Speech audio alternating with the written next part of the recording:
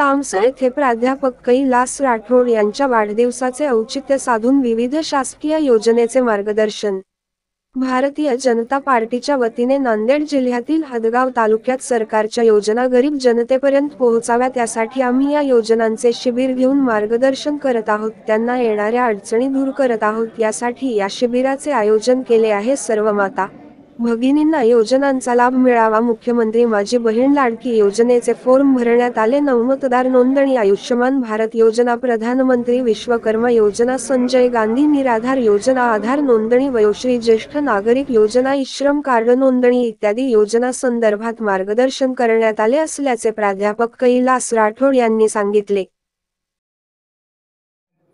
भारतीय जनता पार्टीतर्फे हदगाव हिमायतनगर विधानसभेमध्ये माझ्या वाढदिवसानिमित्त पहिला कार्यक्रम आम्ही मनाठा येथे घेतला, दुसरा कार्यक्रम काल हदगाव येथे पार पडला, आज तिसरा कार्यक्रम आहे तामसा येथे।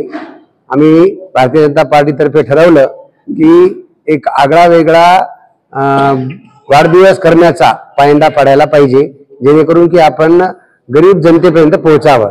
त्यासाठी आम्ही ज्या सरकारच्या योजना आहेत, जसा की लाडली बहीण योजना, शेतकऱ्यांच्या योजना, या योजनांचं शिबिर घेऊन त्यांना शेतकऱ्यांना सर्व माता भगिनींना मार्गदर्शन करून जे काही कुठे त्यांना अडचणी आहेत, आधार लिंक मध्ये काही लोकांकडे कागदपत्राची कमतरता आहे, हे सगळं पूर्तता कशी करता येईल आणि त्यांच्या समस्येचं निराकरण कसं करता येईल यासाठी हा कार्यक्रम आम्ही आयोजित केला, जेणेकरून सर्व माता भगिनींच्या खात्यामध्ये पैसे पडावेत आणि ते त्या लाभाचे हक्कदार आहेत, ते लाभार्थी व्हावेत आणि या सरकारचं काम सुरळीत व्हावं यासाठी सर्व लोकांना विनंती करण्यासाठी आम्ही हा कार्यक्रम आयोजित केला आहे।